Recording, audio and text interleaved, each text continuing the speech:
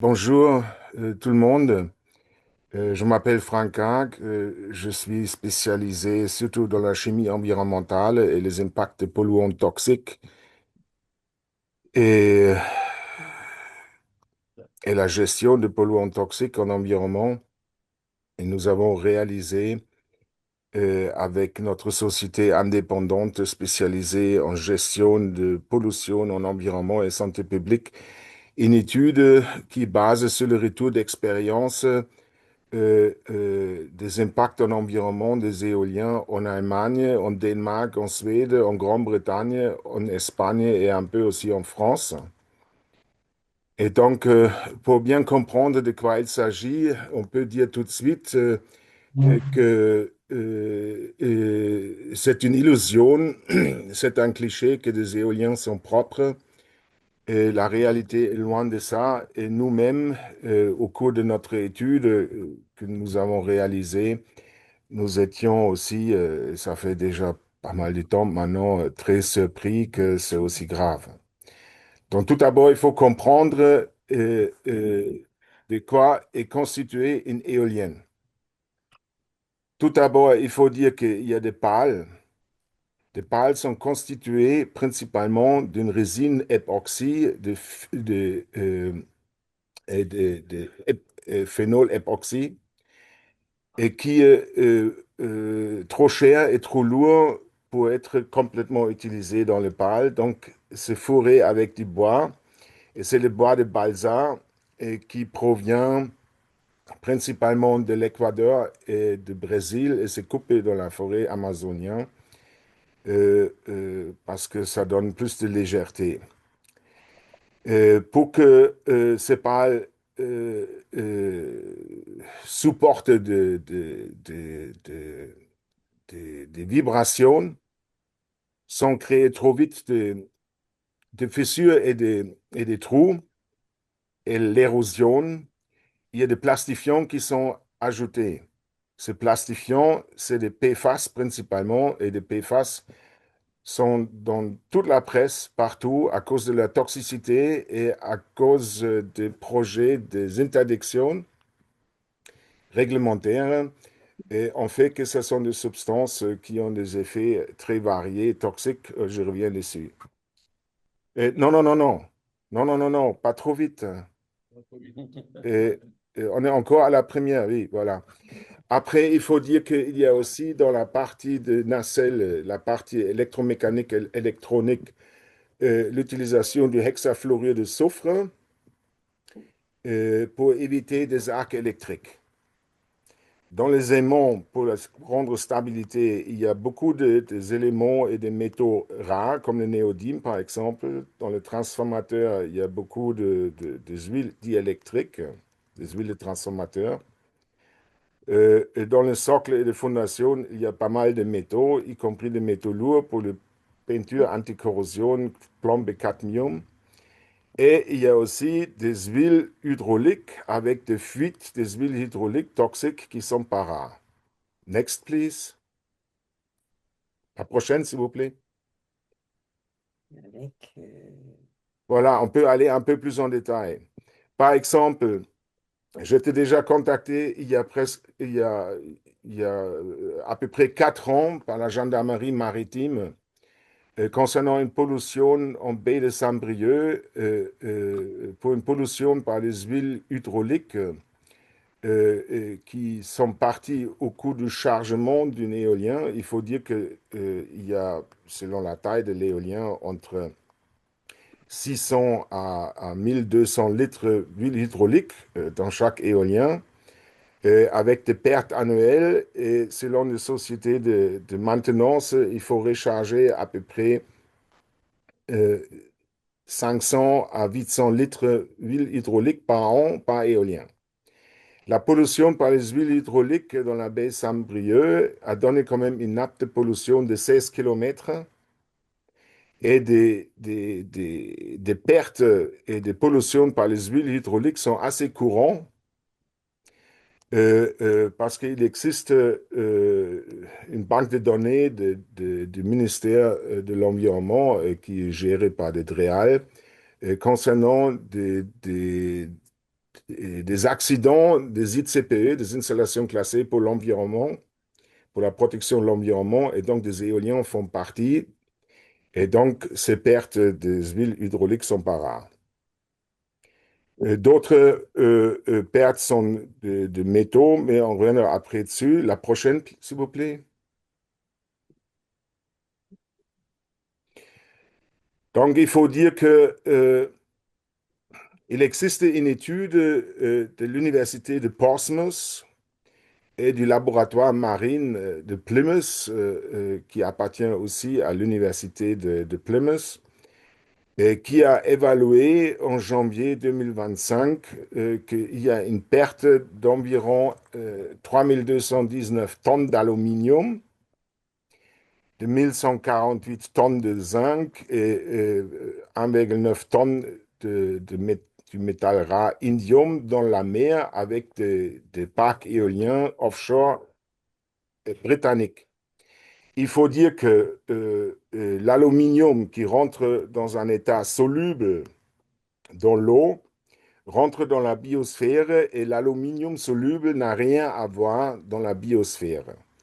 Aucun organisme sur cette planète utilise l'aluminium. L'aluminium dans les organismes est neurotoxique.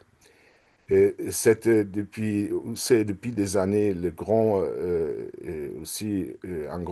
grande dispute par rapport à l'application du trihydroxyde d'aluminium dans les vaccins. Et donc, l'aluminium est un problème neurotoxique. Concernant des résines dans les pales, il faut dire qu'il y a une forte érosion qui existe à partir de 2-3 ans et assez souvent, il faut changer des pales après 2-3 ans du fait de l'érosion, surtout en offshore, parce que de grands éoliens peuvent avoir une vitesse au bout de pale jusqu'à 270 km par heure et des très très grands éoliens jusqu'à 390 km par heure. Donc vous pouvez vous imaginer des impacts, des gouttelettes de pluie, etc., plus un impact des UV sur la mer. Ça crée des érosions et on pense que pour les éoliens qui ont existé jusqu'à la fin 2024, il y a une perte d'environ 1 141 000 tonnes de microplastiques dans la mer du fait de pales d'éoliennes. Et donc, dans ces microplastiques, il y a ces PFAS. Et la prochaine, s'il vous plaît. Voilà, dans la nacelle, le hexafluorure de soufre qui est injecté dans la partie électromécanique et électronique pour éviter des arcs électriques. Il faut dire que Euh, le hexafluorure de soufre est un gaz et est susceptible de s'échapper parce il y a des fuites. Et cette substance est la substance la plus nuisible pour l'atmosphère. Elle est 23 000 fois plus nuisible dans le réchauffement atmosphérique que le CO2. Donc, 1 gramme de hexafluorure de soufre vaut 23 000 grammes de CO2. Il faut dire que les produits de dégradation comme le pentafluorure de soufre sont très, très toxiques. Par exemple, le pentafluorure de soufre est 4 fois plus toxique que le phosgène. Je ne sais pas si vous savez qu'est-ce que c'était le phosgène. Le phosgène était utilisé comme arme chimique pendant la Première Guerre mondiale. Et ça part dans l'atmosphère et dans la mer. La prochaine, s'il vous plaît. Les PFAS en provenance des pales, donc des résines de phénol époxy. Il faut dire qu'ils sont très, très connus parce que c'est un très grand nombre de polluants. On parle de 9 à 15 000 polluants, de polyfluorés et de perfluorés, substances.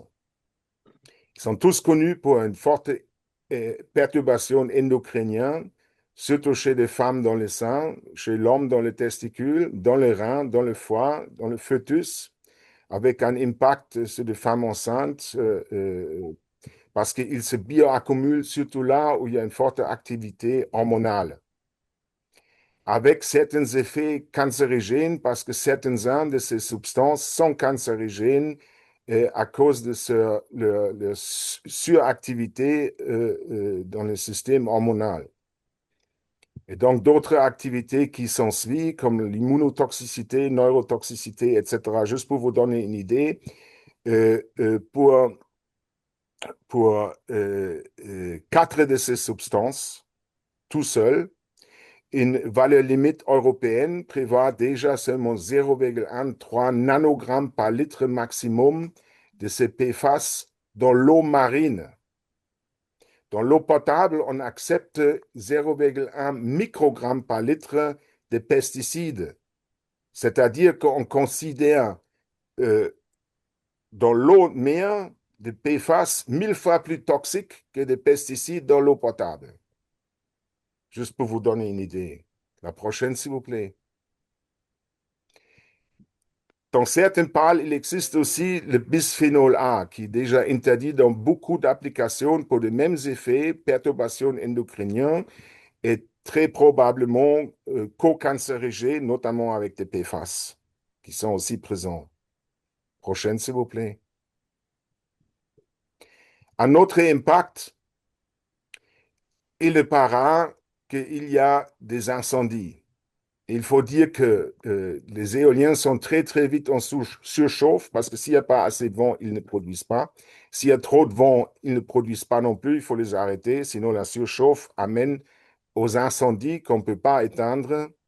Et dans ces colonnes de fumée noire, après, il y a beaucoup de produits de combustion non contrôlables, notamment de dioxine, de polychlorodibenzopyradioxine furane, donc des poisons de ces vaisseaux, et d'autres dioxines qui ne sont pas encore très connues, pas encore vraiment analysées, systématiques, de polyfluorodibenzopyradioxine chlorée et fluorée combinées, plus les PFAS, des hétérocycliques et des HAP cancérigènes comme les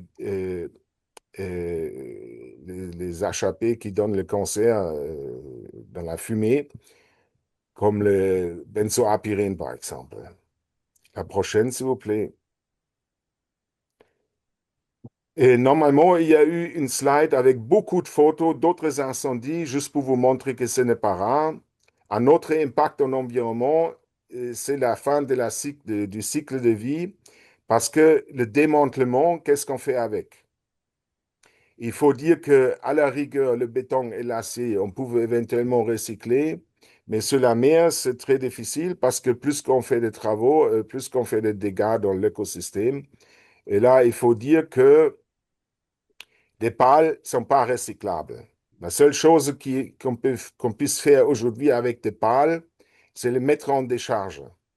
C'est-à-dire des polluants type PFAS rentrent tranquillement dans les eaux souterraines, comme ils rentrent avec des érosions dans la mer et dans l'atmosphère.